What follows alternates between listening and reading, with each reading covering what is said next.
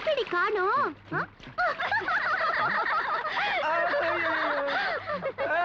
நீங்க எல்லாம் எதுக்கு இங்க வந்தீங்க?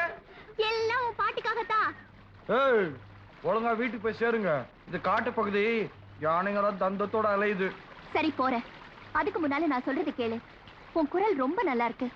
அப்படி இருக்க இப்படி ஆத்தங்கரையிலயும் அருவிக்கரையிலயும் பாடுறதுனால யாருக்கும் எந்த பிரயோஜனமும் இல்ல.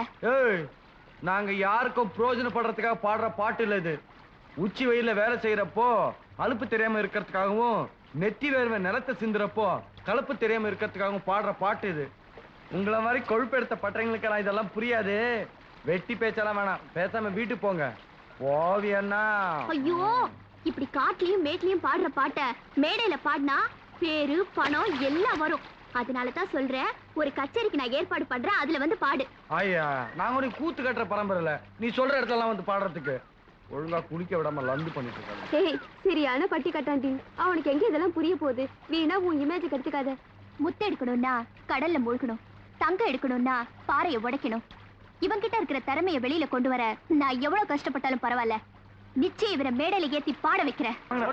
எல்லா ஆட்டையும் கொண்டு கோட்டு அங்க வரட்டும். இவனை சும்மா விடக்கூடாது. ஏதோ தெரியாம வந்துருச்சு, மன்னிச்சு விட்டுருங்க. அதெல்லாம் முடியாது. நாங்களாம் ஏதோ விளையாட்டுத்தனமா பேசிருந்தோம். அந்த நேரம் பார்த்து ஆடு உள்ள வந்து நுழைஞ்சிருச்சு. என்னடா தெரியும் நுழைஞ்சிருச்சு? என்ன இங்க கலாட்டா?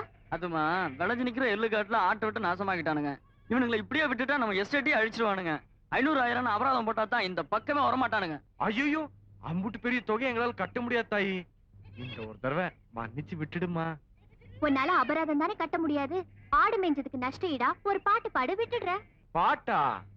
அது இந்த பாண்டி நாட்டோட சொத்து. இப்ப பாருங்க, ஒரு கலக்கு கலக்கிடுற. அம்மணி, அபராதத்துக்கு பதிலா பாட்டு பாட்டோம். நாங்க இப்ப போலாங்களா? சரி சரி போங்க. சரி தாயி. அண்ணே, அண்ணே, என்னடா 5-6 போட்டி மாதிரி கண்ணுல வச்சு பார்த்தால அது என்னண்ணே?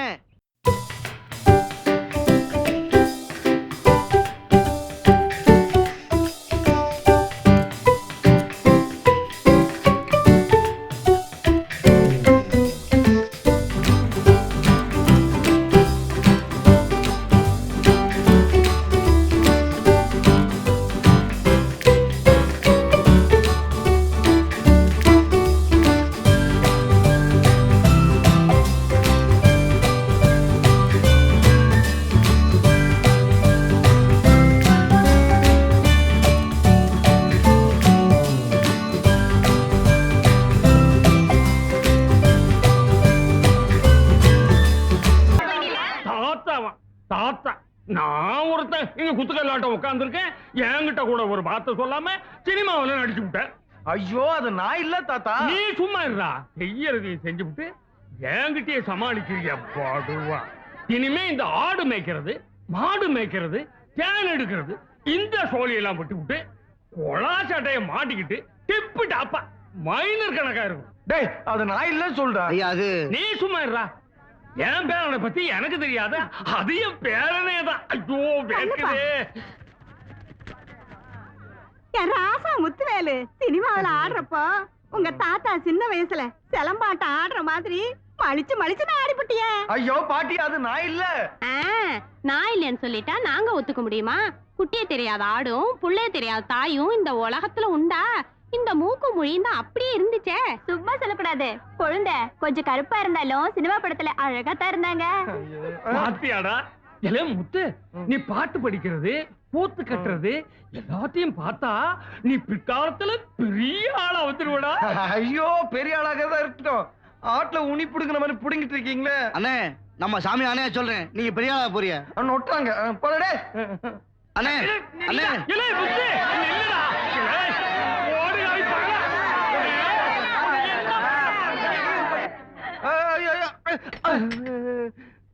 என்னப்பா இப்படி தலைதறிக்கு ஓடி வர்ற? எனக்கு ஒரு உண்மை தெரிஞ்சாகணும். எது? எனக்கு ஒரு உண்மை தெரிஞ்சாகணும். என்ன முதல் மரியாதை படம் பார்த்துட்டு அப்படியே தியேட்டர்ல இருந்து ஓடி வர்றியா? அதுலதான் ஒருத்தன் கோடங்கி அடிச்சிட்டு எனக்கு ஒரு உண்மை தெரிஞ்சாகணும், எனக்கு ஒரு உண்மை தெரிஞ்சாகணும்பா. ஆடா, அது இல்லன்னு எனக்கு ஒரு உண்மை தெரிஞ்சாகணும். உண்மைன்னா நம்ம ஊர்ல இருக்கிற பெரிய மனுஷனுக்கு ரோடு போடுறதுல எவ்வளவு கமிஷன் அடிக்கிறானுங்க, பாலம் கட்டுறதுல எவ்வளவு பணத்தை பதுக்குறானுங்க, எத்தனை பெரிய மனுஷங்களுக்கு ஷேர் மார்க்கெட்ல பங்கு இருக்கு, இல்ல இந்தியாவில் இருக்கிற எத்தனை பேருக்கு வெளிநாட்டு பேங்க்ல பணம் இருக்கு அந்த உண்மையை தெரிஞ்சுக்கணுமா? ஆட அது இல்லன்னு, இந்தியாவுல நிறைய பேர் படிச்சுப்புட்டு வேலை இல்லாம இருக்காங்க. அந்த உண்மையெல்லாம் அவங்க தெரிஞ்சுக்குவாங்க. அதை விட உண்மையை தெரிஞ்சாகணும். நான் போய் தெரிஞ்சுக்கிட்டு விலாவரியா வந்து சொல்றேன். வரட்டுமா? இந்த வெலா எலும்பெல்லாம் இருக்கட்டும், இப்ப கொஞ்சம் சுருங்குற மாதிரி சொல்லிட்டு போயேன். அட விடுங்க அண்ணா. ஐயோ இரியா, இப்ப எனக்கு ஒரு உண்மை தெரிஞ்சாகணும். என்னது? இவன் எதுக்காக ஓடுறான்? நீ எதுக்காக இவனை துரத்துற? இவன் ஏதாவது திருடிட்டு ஓடுறானா இல்ல செவுறு தாண்டி ஏதாவது திருமசம் பண்ணி விட்டானா? அதெல்லாம் உண்மை இல்லப்பா. அந்த வார்த்தையை நீ யூஸ் பண்ண கூடாது, நான் தான் யூஸ் பண்ணுவேன். இவன் எதுக்காக ஓடுறான்? எனக்கு ஒரு உண்மை தெரிஞ்சாகணும். அந்த படுவா பையன் என் பேரன் சினிமா போட்டியில நடிச்சு விட்டான். ஐயோ ஐயோ ஐயோ அம்மா, ஐயோ இவன் சினிமா நடிச்சிட்டானா?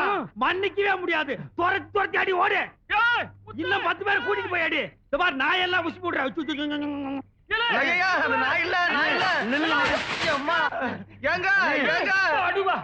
என்ன முத்துவேலு, என்ன மூச்சரிக்க ஓடி வர? எனக்கு ஒரு சந்தேகங்க. என்ன சந்தேகம்? போன வாரம் உங்க எஸ்டேட்டுக்குள்ள எங்க ஆடு வந்து மேய்ஞ்சிச்சா? எங்களால அபராதம் கட்ட முடியாம போச்சுல. நீங்க கூட அபராதத்துக்கு பதிலா பாட்டு பாட சொன்னீங்கல்ல? ஆமா. அந்த பாட்டு மாதிரியே எங்க ஊர் பஞ்சாயத்து சினிமா போட்டியில ஒருத்த பாடினானா. அதை பார்த்துட்டு ஜனங்க எல்லாம் குழம்பி போய் நான் தான் நடிச்சிட்டேன்னு ஒரேடியா குதிக்கிறாங்க. எனக்கு ஒண்ணுமே புரியல. கொஞ்சம் இருங்க, நான் அங்க வரேன். ஏங்க சீக்கிரம் வாங்க, சீக்கிரம் வாங்க. நான் எவ்வளவு சொன்னாலும் நம்ப மாட்டேங்கிறாங்க. அந்த சினிமா போட்டியில நடிச்ச நான் இல்ல. பேச்ச மாத்தாத நீ சொல்லுமா. அவன் ஆறுங்கிற உண்மை எனக்கு தெரிஞ்சே ஆகும். சீக்கிரமா சொல்லுங்க, ஒரே குழப்பமா இருக்கு. எல்லாம் மேடிச்சேனா நீ சொல்லுமா. அது வேற யாரும் இல்ல, அந்த டிவில பாடினது இவர்தான். ஐயா